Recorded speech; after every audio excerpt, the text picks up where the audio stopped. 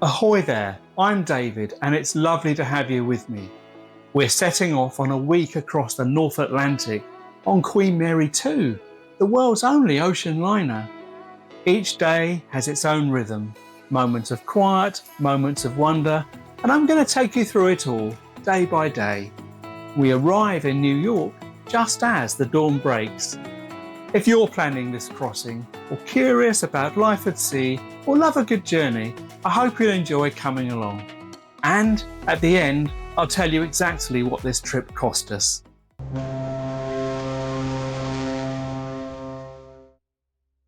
And here we are, pulling up to the Mayflower cruise terminal in Southampton. It's a beautiful day, and Queen Mary 2 looks absolutely magnificent in the sunlight. I'm travelling with my husband Tim, who's happily behind the camera rather than in front of it, and we're both very excited. A quick note, these first moments are from Tim's camera glasses, so a little wobbly, but only briefly.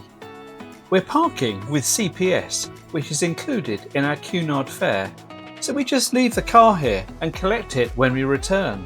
Because yes, we're sailing to New York and then turning straight around for the crossing home.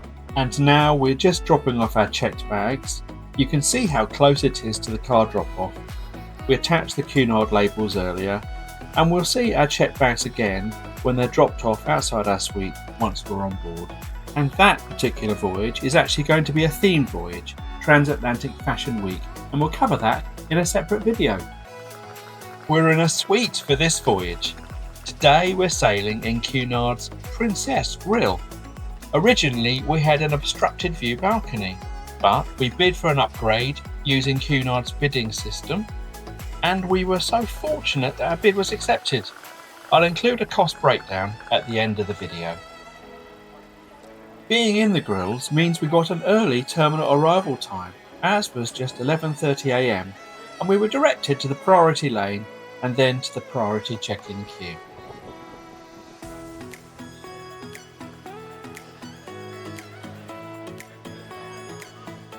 At check-in, our passports and ESTAs for the USA were verified, we had photos taken, and then we were given our boarding passes marked OK to board. We were then directed to seats to wait for our turn to go through security and then board, which in our case was right behind Queen's Grill. After a very easy and stress-free security, we then made our way up to the ship.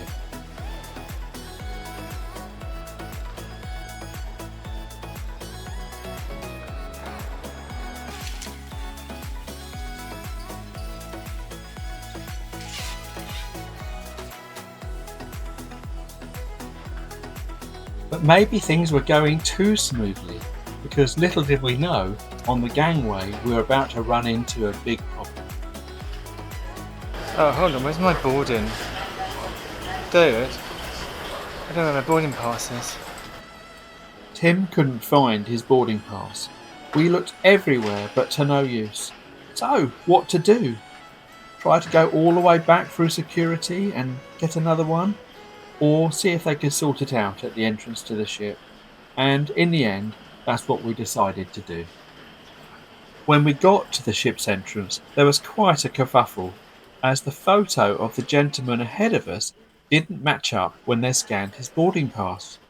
Yes, he'd picked up Tim's boarding pass at security by mistake. So, Tim was repatriated with his boarding pass and all was well. I'm not sure what happened to the gentleman though. Anyway, it's good to know that the ship security actually does check the photo when you are scanned on board. We straight away made it up to our Princess Grill suite on deck 10. Suite number 10093 on the starboard side. Let's take a brief look for now, although I'll post a full suite tour in a separate video.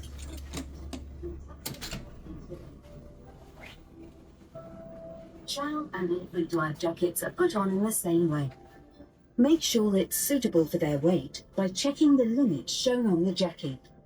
If it's not, the safety video is already playing on the TV. and they'll Does give you the anyone correct else have size. very positive associations with this In sound? emergency, you'll hear To the me, general it's emergency like this is the signal. beginning of an Have it adventure short, and with one good times localised ahead. on the ship's Let me whistle know as if you alarm agree system. in the comments. Before departure, the captain will...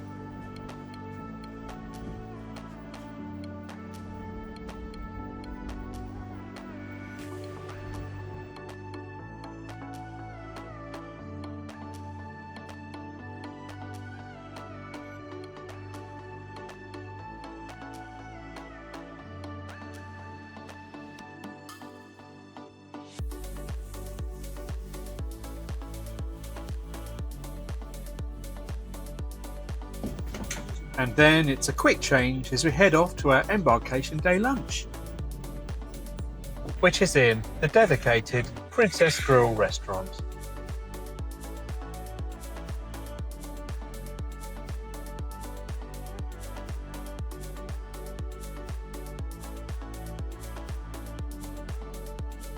Let's take a look at today's lunchtime menu.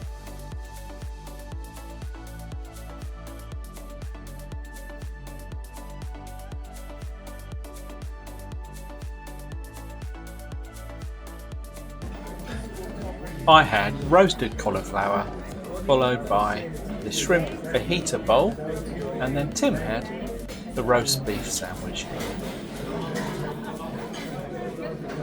At last, the time has come, and Queen Mary II almost imperceptibly eases away from her berth.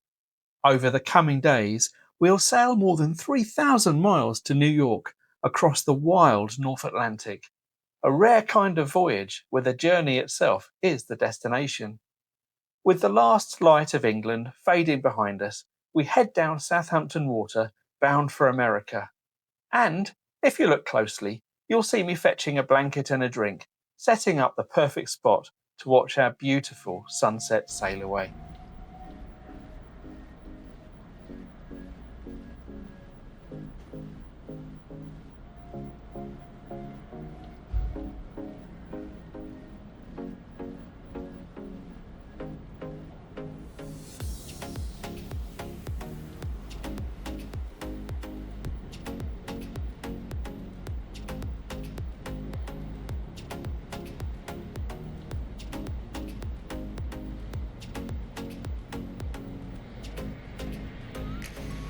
And here comes the Red Jet fast ferry, speeding on her way to West Cowes on the Isle of Wight.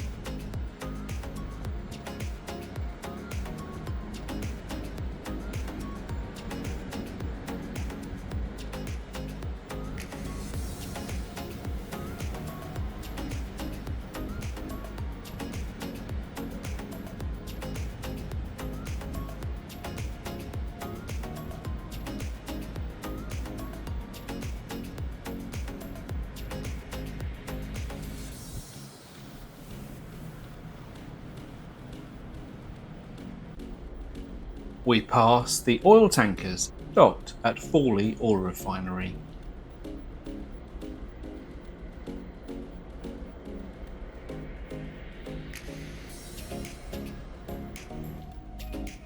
As we leave Southampton Water and enter the Solent, we pass Calshot Spit with its castle and lighthouse. The Solent is the body of water that separates the Isle of Wight from the mainland, and once we're in the Solent, we make a turn to port and go the long way around the east of the island, before later this evening heading west along the English Channel.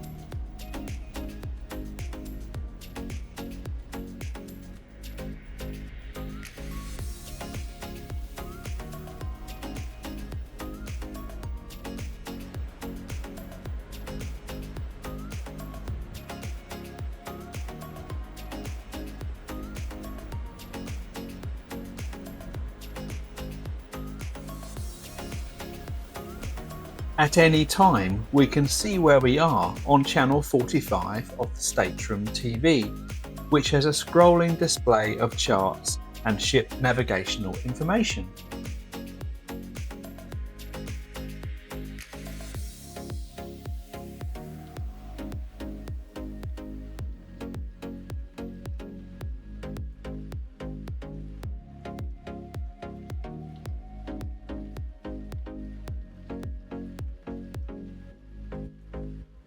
Oh, look at the time. It's cocktail o'clock.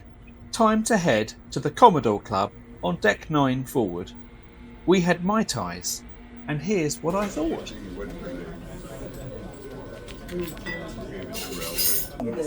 Size, not bad. Nearly full. Appearance, very nice. Burnt orange garnish. Taste? Okay, that's strong. And you can taste the Cointreau and the almond. Very nice. 8 out of 10.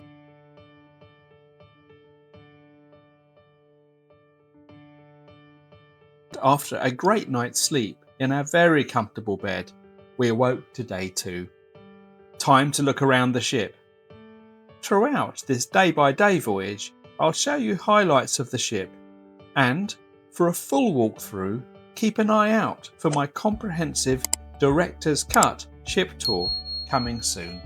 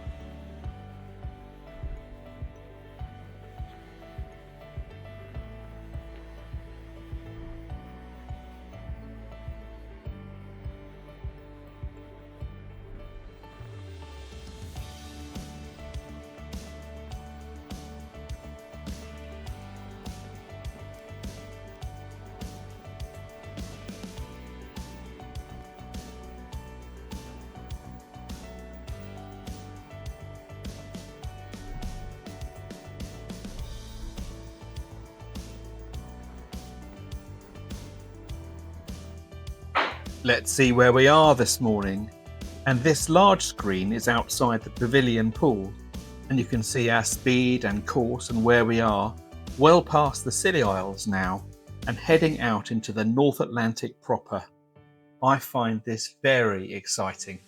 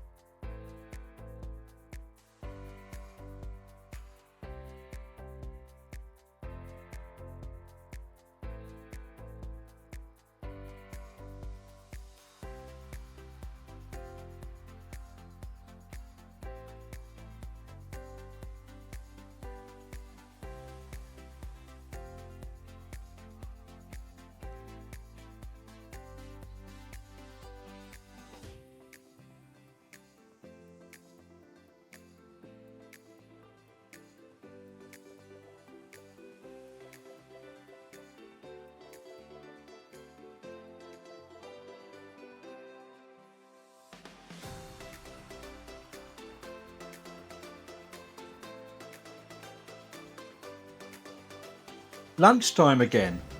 Let's see what's on offer.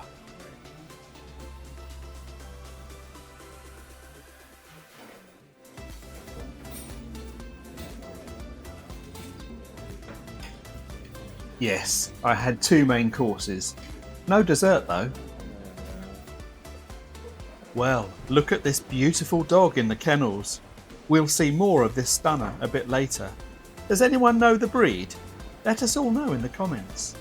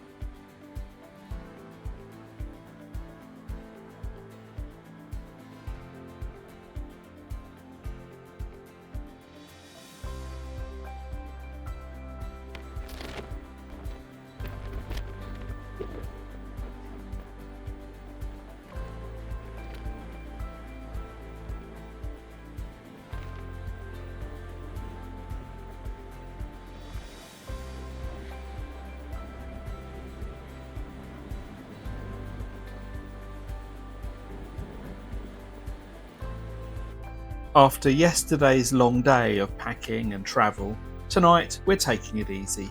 A quiet night in our beautiful suite, with room service on the way. In the Grills and in Britannia Club, room service is complimentary, apart from a few signature dishes. Here's the menu.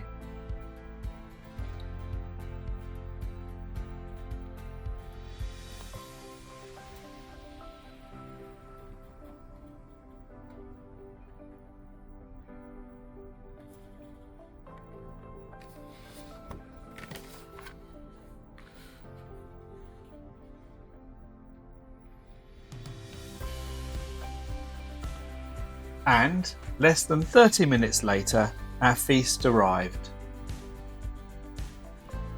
Butter chicken for me, with all the trimmings.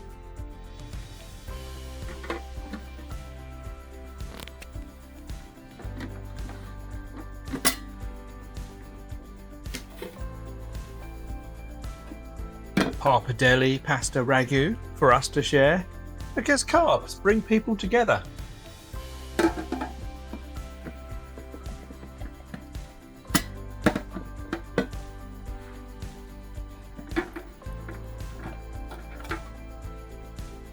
The Golden Lion Burger for Tim.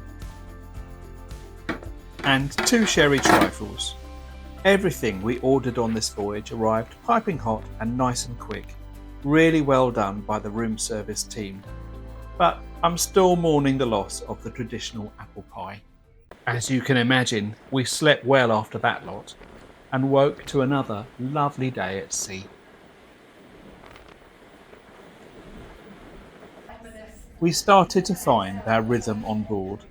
Tim, for instance, perfected his morning coffee crawl, latte at Sir Samuel's on deck 3, followed by a complimentary cappuccino in the concierge lounge on deck 9. And this was followed by another free coffee in the grills lounge on deck 7. Before we knew it, noon had rolled around and it was time for another daily ritual, our captain's navigational briefing. Let's listen to an excerpt from our esteemed captain Aseem Hashmi today, Sunday 26th of October 25. The time is now 12 o'clock noon. A very good afternoon, ladies and gentlemen. This is your Captain Aseem Hashmi speaking from the bridge for our daily noon navigational brief on Sunday, 26th of October. I hope you all had a comfortable night's rest with the hour back and the sea conditions having eased somewhat. We are still on our Great Circle track, currently steering a westerly course of 270 degrees, following the curvature of the Earth towards Newfoundland in Canada. And later this afternoon, very slowly, we'll be altering course to the west-southwest, and then by tomorrow to the southwest towards Canada. And since departing Southampton, we have now sailed 815 nautical miles at an average speed of 20 knots, and we still have 2,216 nautical miles to go to New York. Our present position is latitude 50 degrees and 45 minutes north, and longitude 22 degrees and 5 minutes west. And geographically, that puts Queen Mary to around 800 nautical miles, or just over 1,400 kilometers, north of the Azores archipelago and the island of San Miguel on our port or left-hand side. And in fact, exactly the same distance from Reykjavik in Iceland on our starboard or right-hand side.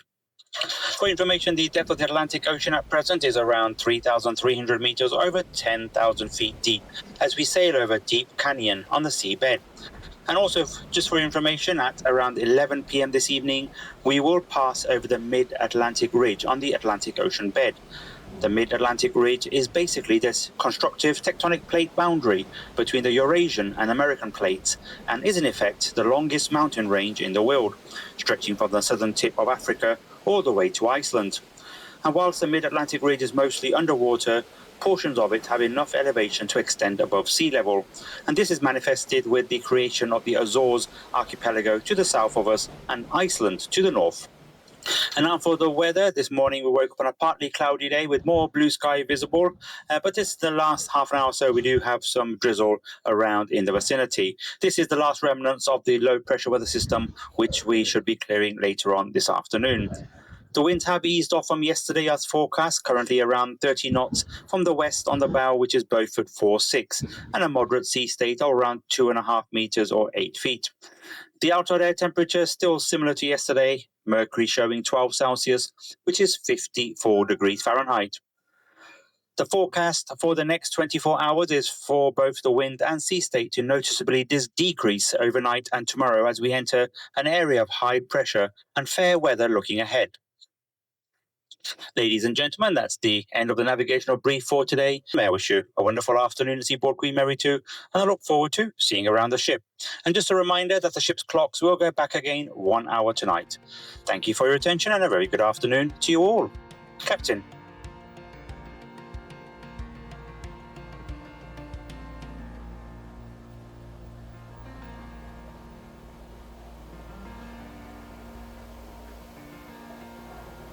After lunch, we have a stroll around the promenade on deck 7, which is made of real teak, before then heading to the gym.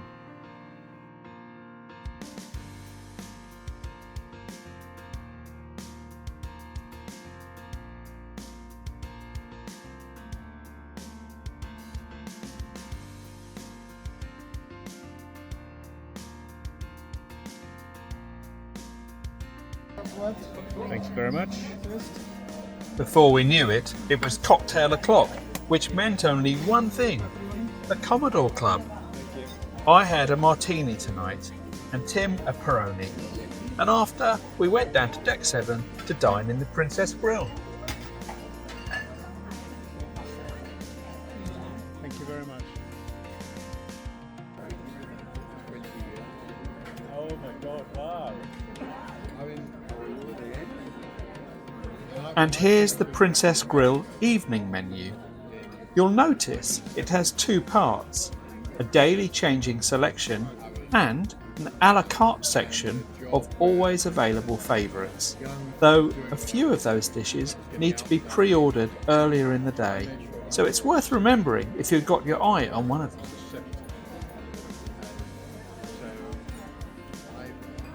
Quite rare. You can still zoom in on it.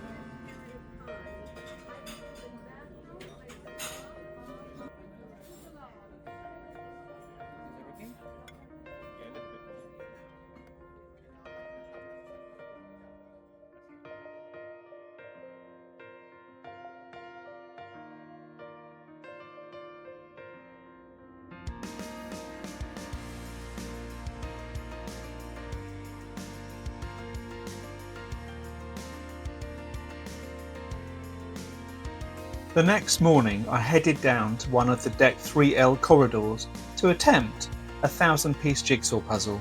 This spot is one of my favourite hidden corners of the ship, a quiet stretch with tables set along the windows, perfect for board games or puzzles, with the ocean rushing past just a few feet away. When the sea is rough, the waves even rise above the windows and you get these fleeting underwater glimpses. My grand plan was to film a triumphant time-lapse from start to finish of this Polperro Harbour jigsaw, but I eventually admitted defeat and left it behind, and, over the rest of the voyage, other passengers completed it. So, a communal victory, really. All over the ship, activities are taking place. Bridge lessons, lectures in the Illuminations Theatre, choir practice, watercolour classes, and here's a dance class in full swing in the Queen's Room. Okay, let's head to lunch, this time at the King's Court Buffet. Even though Grill's guests can dine in their own restaurant for every meal, I sometimes like the buffet for the sheer speed and practicality. You can nip in and nip out very quickly if you want to. Here's what's on offer today. It can get lively in here though, a sort of a gentle lunchtime bun fight. People instinctively cluster around the same food stations, queues form and reform in mysterious ways, and there's occasional bit of tactical manoeuvring. All good-natured, but you need to be light on your feet and a little patient. And a tip, if you leave your table, it will be cleared and often immediately reoccupied. So bring a cardigan or something small to leave in your seat between courses.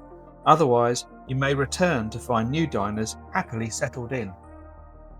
As for the food itself, on this voyage I consistently found it more warm than hot, and some of the meat dishes never quite reached the tender stage.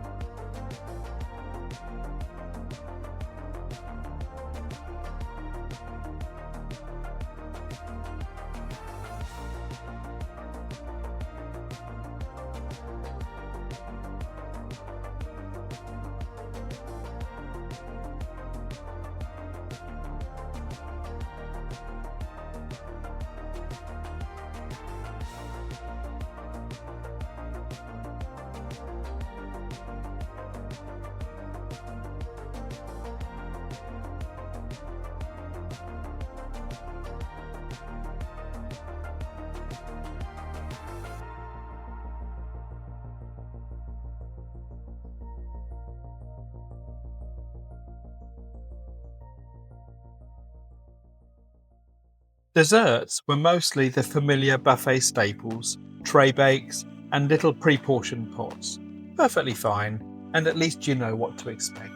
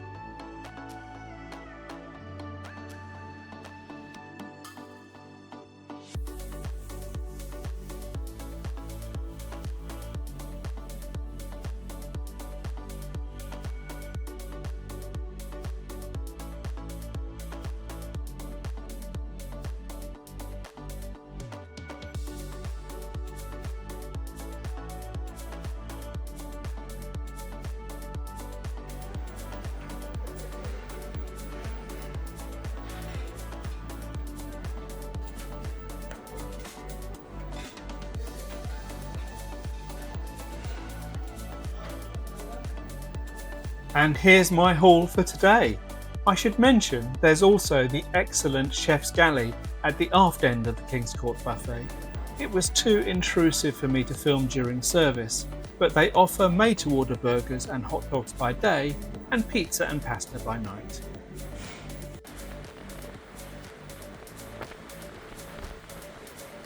Here's the view from our balcony this evening.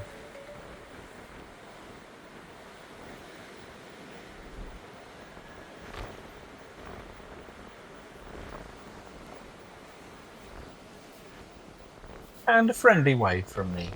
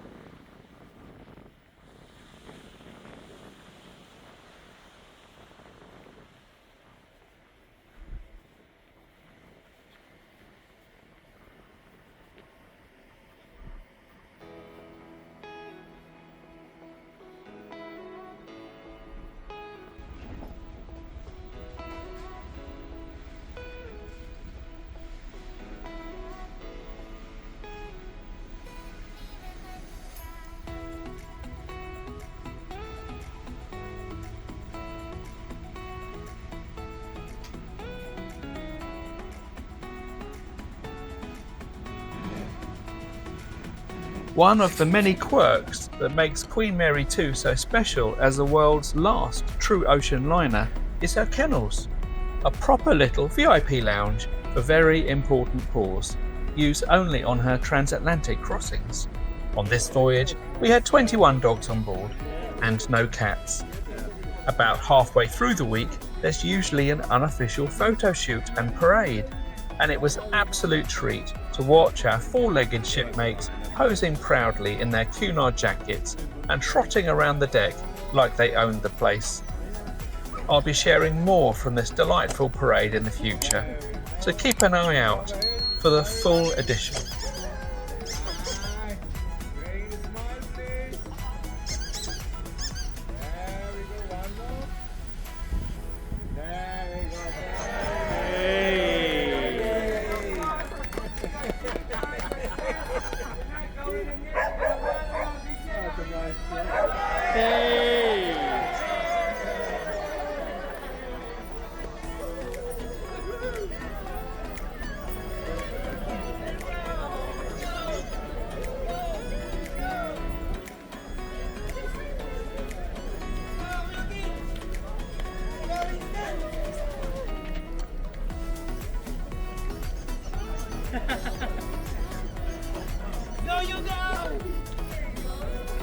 After admiring our four-legged friends, I went to a talk in the Illuminations Theatre by oceanographer Dr. Susan Humphreys about the North Atlantic currents.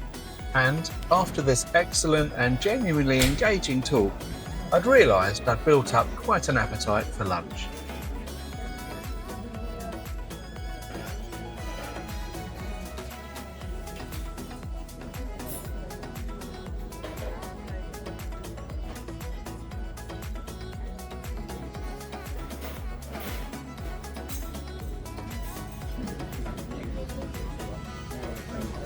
Time for some fresh air.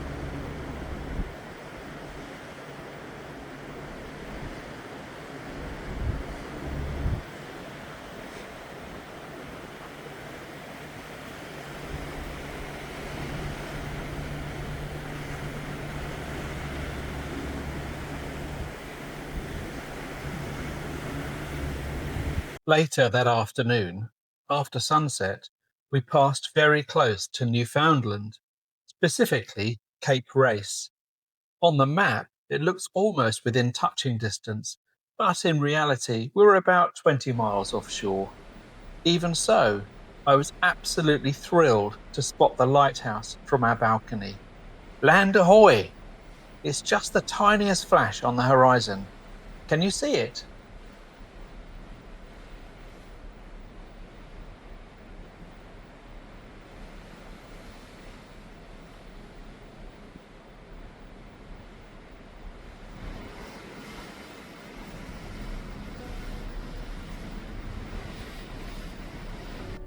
In the evening, we headed off for our reservation at the Steakhouse at the Verandah, Queen Mary 2's specialty restaurant. The current cover charge is $65, though with the pre-voyage 10% discount we paid $58.50 each.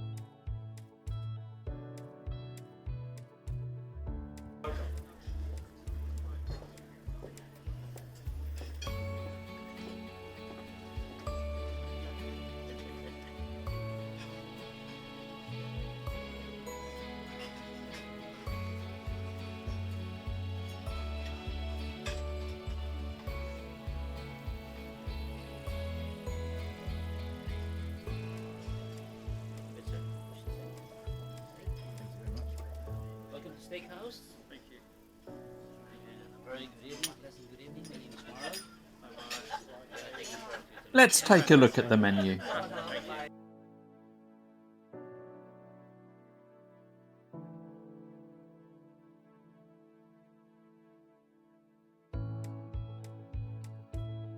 I was genuinely disappointed to see they'd removed the prawn cocktail. I'd had my heart set on that from the moment we booked. I also forgot to film the slightly theatrical claim your steak knife moment, where the waiter presents a lineup of almost identical wooden-handed knives and you choose your weapon. A bit of harmless fun.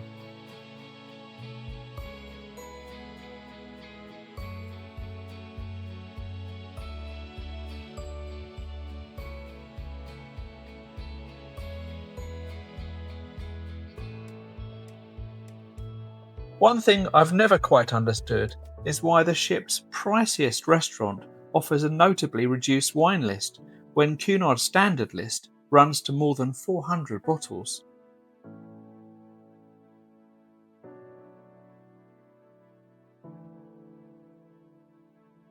The meal began with 4 pieces of delicious, sweet, just-baked bread, although my mouth got to them before my camera did. I had the crab cakes to start, whilst Tim saved himself for the main event. For our mains, we both chose the 21-day dry-aged fillet from Aubrey Allen of Warwickshire. Mine medium, Tim's well done, along with a selection of sides. The steaks and sauces were excellent. The sides, however, were more of a mixed bag. Tim's mushrooms and chips were very good, but the onion rings and potato gratin were greasy, and the iceberg wedge salad was a rather sorry affair compared to its American counterparts. Okay. For dessert, Tim went for the strawberry cheesecake, while I chose the rum barber, That's lovely. complete I'll with take a little the glasses. tableside flourish Thank you. as you select your rum Thanks. and they add a That's very good. enthusiastic pour. I opted for Pusser's Navy rum. The service throughout was warm and attentive. Will I rush back? Personally, probably not, but it was an enjoyable evening.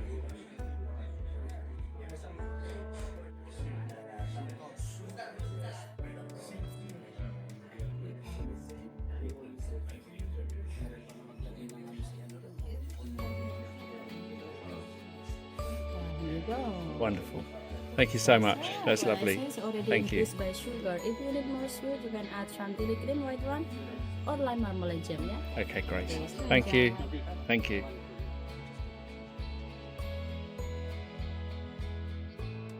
Early the next morning, I headed out for a lap of the promenade deck.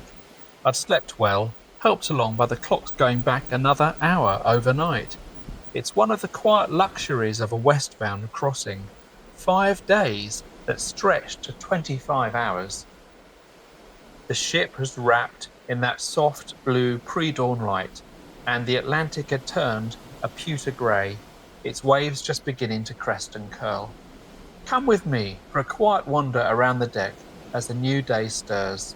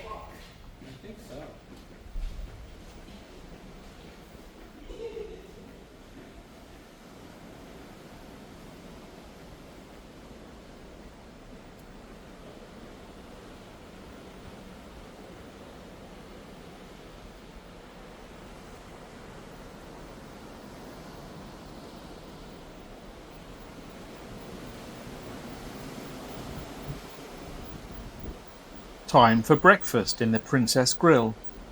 The breakfast menu is pretty much the same across all classes. Democracy at sea.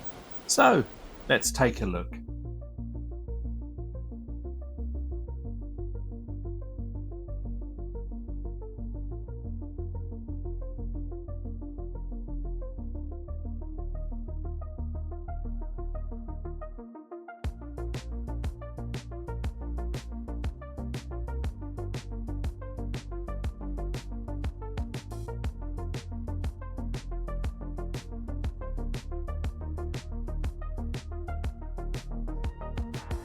That's my bran muffin. And for the main event, a cheese, mushroom, onion and tomato omelette, accompanied by corned beef hash, black pudding and sautéed potatoes. Stepping back outside for some fresh air, the weather had gone a bit grey, the North Atlantic reminding us who's boss, but it had a certain moody charm. Here's a quick look at the daily afternoon tea in the Queen's room at 3:30 before Gala night. So it's time to don my best bib and tucker. The theme is masquerade, which adds a touch of mystery, though any mystique was ruined when Tim and I nearly divorced trying to tie my bow tie after 2 glasses of champagne.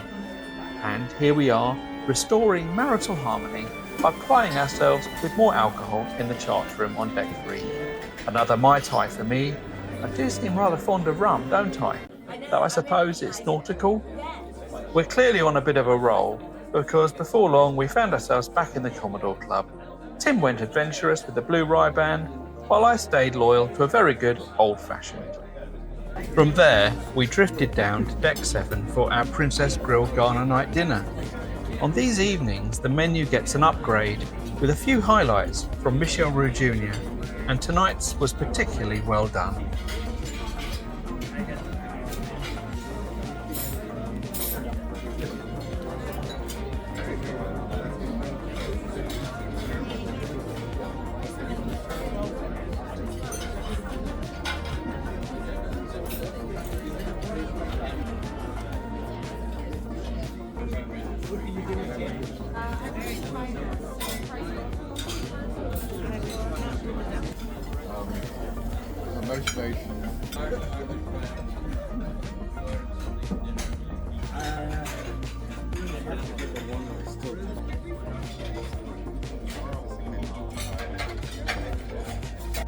To round off the night, we headed to the Royal Court Theatre for late performance.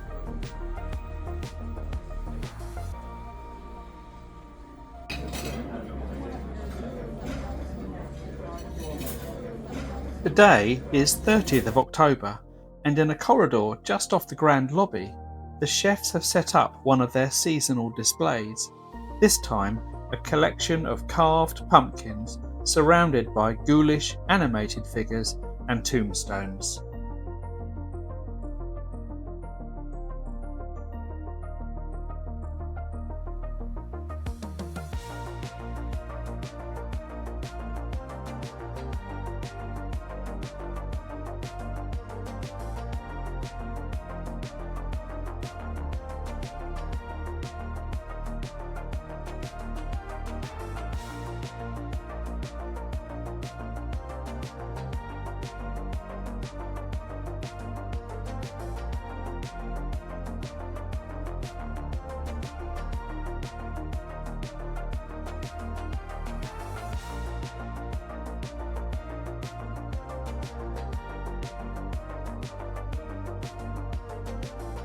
After all that tomb and gloom, I needed a dose of daylight, and today delivered.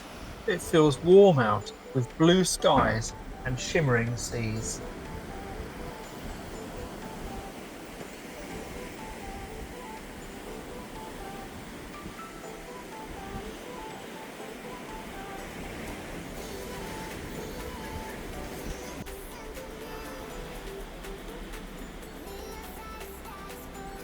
Plenty of people are making the most of the promenade deck, at least on the sunny side of the ship.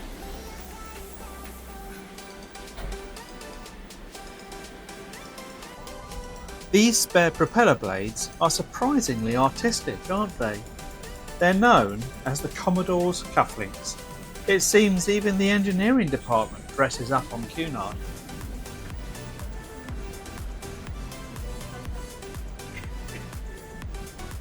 And it's lovely to see the hot tubs and pools getting good use today. Nothing like a bit of North Atlantic alfresco bathing to make you feel alive.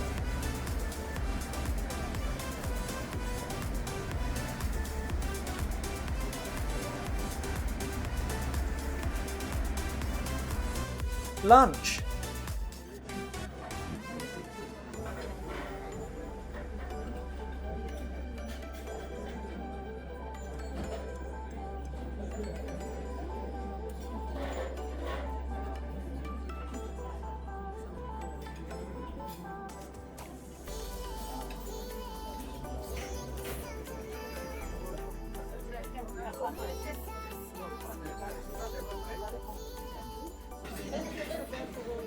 Cunard runs watercolour classes every sea day in the Britannia restaurant.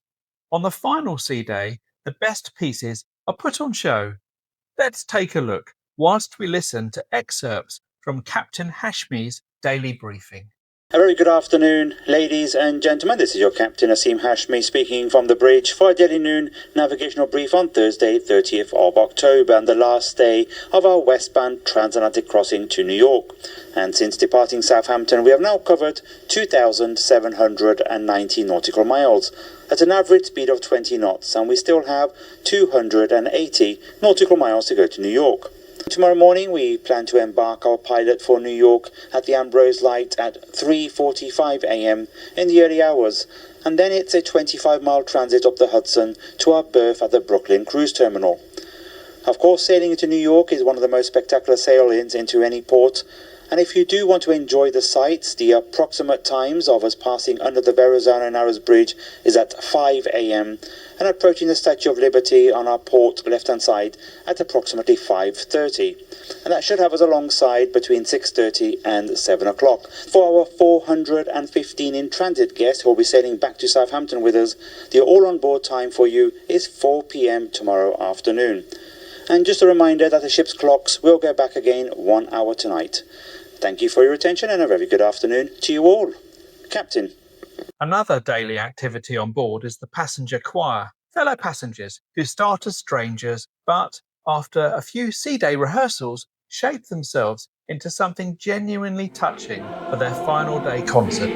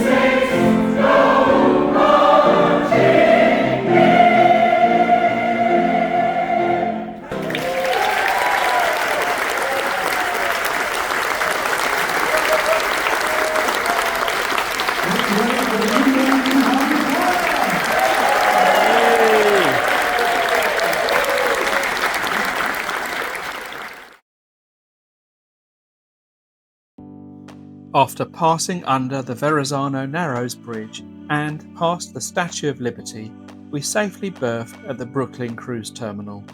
Let's enjoy the dawn coming up over Manhattan.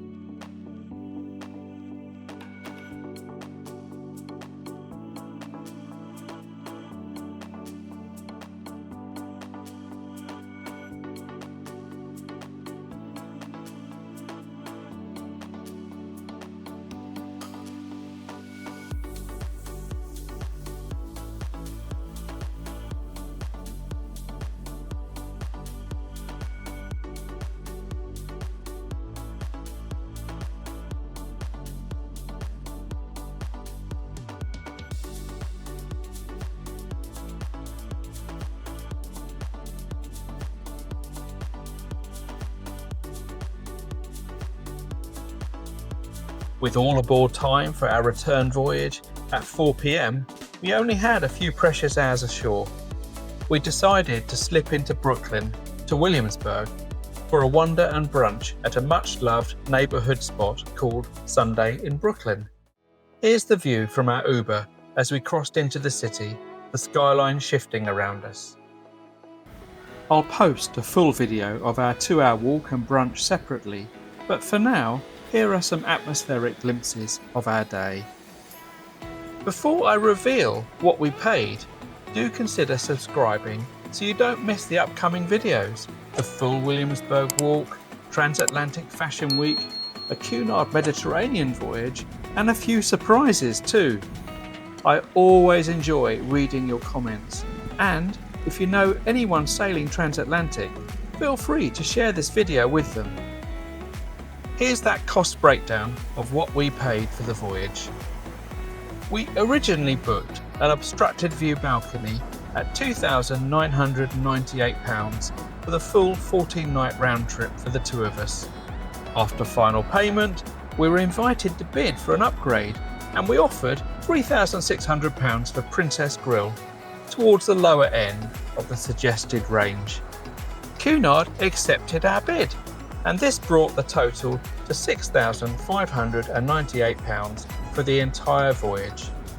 Split this in half for this first sector, and that works out at £3,299 for the 7-night Southampton to New York crossing in Princess Grill.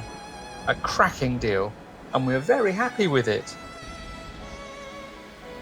As we settle down for brunch, I hope that this day-by-day telling of our incredible transatlantic voyage covering 3,070 nautical miles has been helpful or enjoyable for you to watch.